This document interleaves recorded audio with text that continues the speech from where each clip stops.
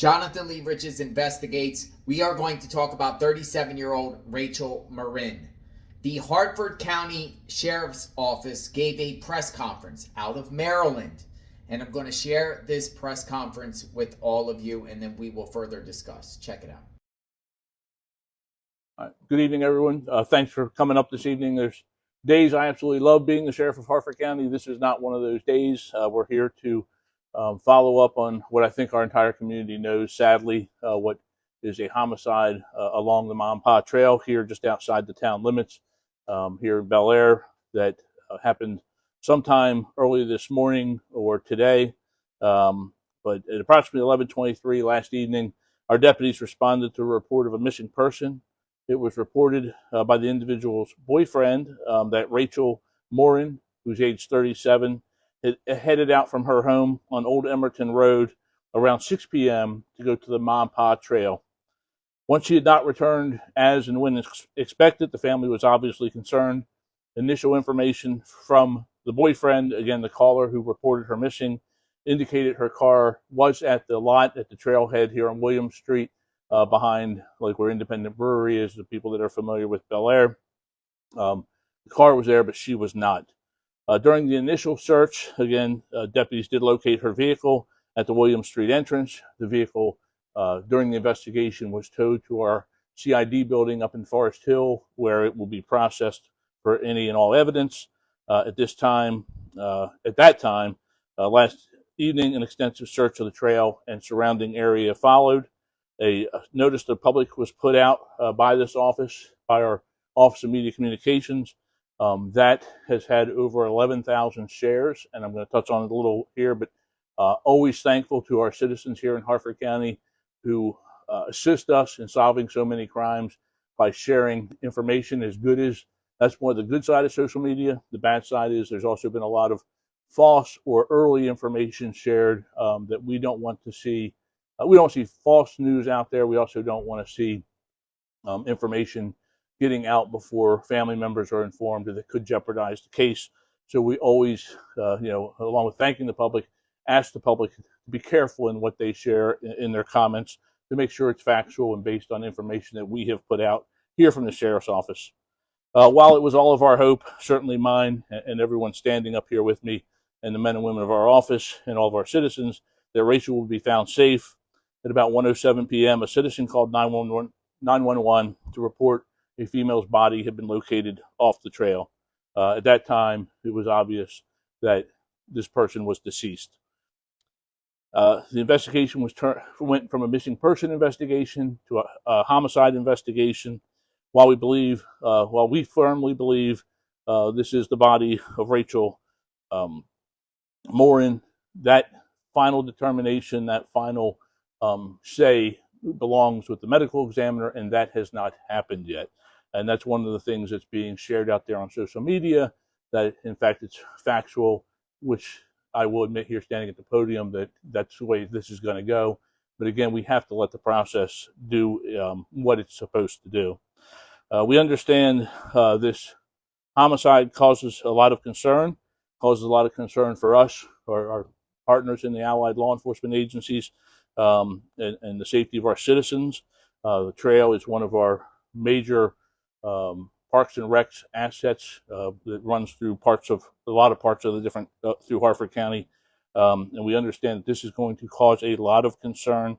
The trail, the crime scene down there has been processed. The trail will be reopened. It was closed during crime scene processing, but trail's always been. We've had minor incidents, but it's always known to be a pretty safe place. But with that in mind, and with this incident in mind, the trail is going to reopen. We ask everyone to use good judgment on the trail, and not just on the trail, but in everyday life. But always be aware of your surroundings. I can tell you my house backs to a portion of the Mom Pa Trail, and I often, when I was out there more often, I would pass people with headsets or something, and they don't know you're there until you're upon them. The earbuds, the stuff like that, it's great, helps you exercise, but it can also keep you from being aware of your surroundings. Don't set yourself a predictable routine where you can be relied upon to be at a certain time, a certain spot routinely. kind of mix it up a little bit. And if possible, walk or run with a friend or a family member, buddy up. Also consider wearing a whistle, carrying a whistle, or some other alert device. There's a whole bunch of them on the market. And be sure to let your family know where you are. And most of all, and we emphasize this, if you see something that doesn't make you feel comfortable, if you feel suspicious about it, take out your phone and call 911 and let us look at it. Let the men and women of law enforcement respond and see if there's something to be concerned about. In the immediate future, already starting, we will have increased police presence along the trail, all portions of the trail, while this case remains under investigation. And again, I got to thank our citizens. Many of them have written or called in with tips, social media tips.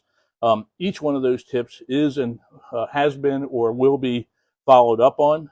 We are going to be very careful with what we say in the early stages of this very active criminal investigation. So there's very little I can share as far as details of what investigators have seen and learned. But I will say, if you think you have just the smallest tidbit of information, you saw something in this young lady's travels yesterday to the trail, on the trail, investigators would like to talk to you and have that information.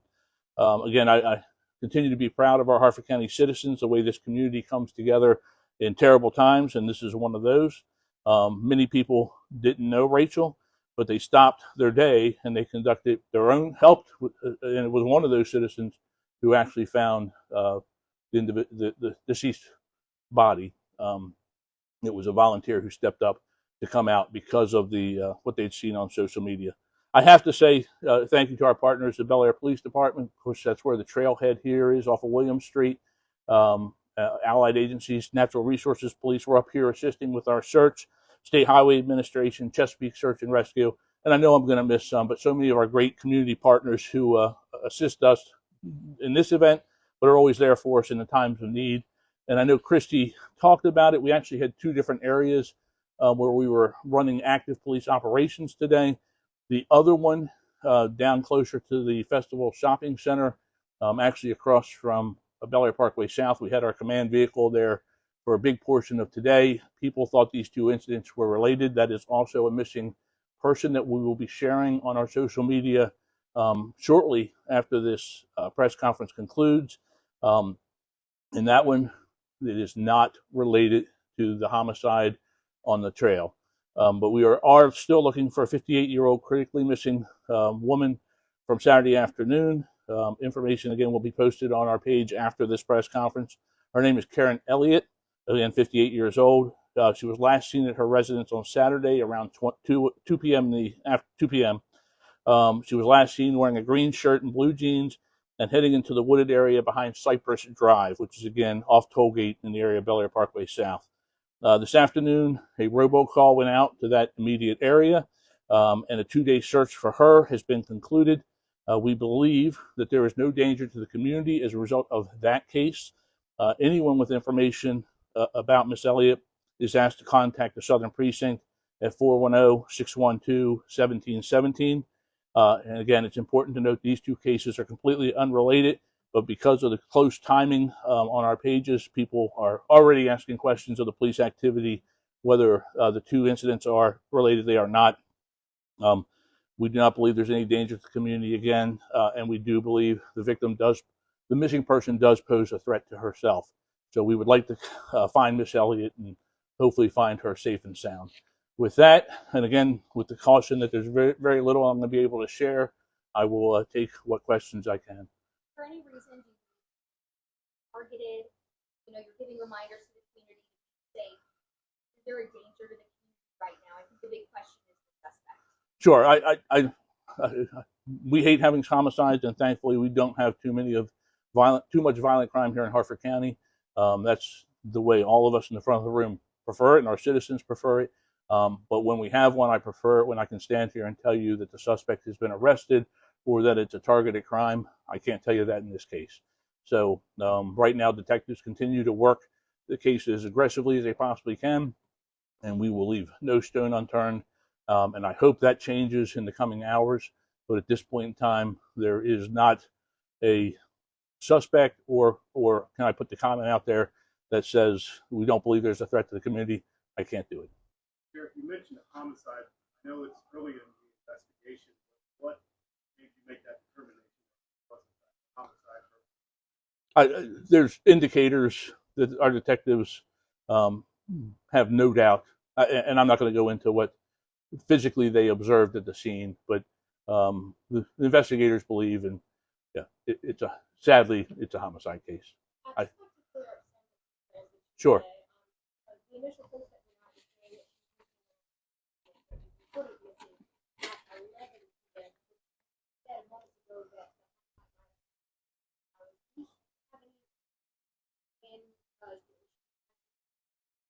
No, she wasn't pronounced until she was found. So when she went missing, I think about 6 p.m. is when she went on the trail. So I think this could have happened anytime from 6 p.m. when we assume, and this is speculating on my part, that when she arrived at the trail, if they expected her at the trail at 6, she could have got there at 7. So again, this is speculation on my part, but sometime from the time she got to the trail to when she was found, the homicide occurred. Well, I can tell you, investigators are working. I don't believe the trails are part of the Parks and Rec system here in Harford County. I'm not familiar with cameras that are set up that are not in response to something. We've had, as I said earlier, we've had minor thefts along at the parking areas, and I know at times cameras have been set up there trying to catch that. I'm not familiar with any trails that run along outside of the parking areas, and I don't think there's any permanent cameras at the parking areas. But we will, again, there's houses. My house is one of them. It's on a different section of the trail. There's houses that border the trail, and many of those houses have cameras. So you might have camera footage you think's not related. If you have something that could possibly be related, detectives want to see it. Sheriff, have you had a chance to talk to Rachel? I have not, but our investigators have. They were up at our criminal investigations division up in Forest Hill as we got ready to start this press conference. And obviously, that's being widely shared on social media. And I would just ask, to give that family some time to come to grips with what's happened. It's always a terrible loss, no matter what family it is. But this one with so much of a public eye on it. And again, I don't know that we've ever had a post reach 11,000 shares before. And that's amazing. And that's a compliment to once again, to our Harford County citizens who step up and say, we want to be part of helping, sharing the good news. So, but it's also that many people who are also heartbroken that when the news breaks, that it has this sad ending. Sir?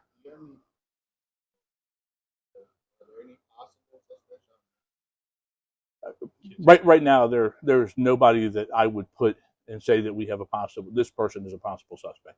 Zero. Okay.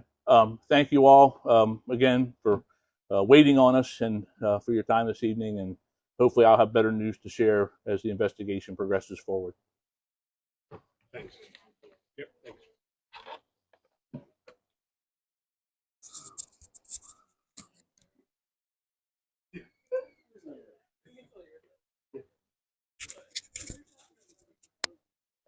So Rachel Morin, sad situation, praying for her and her family.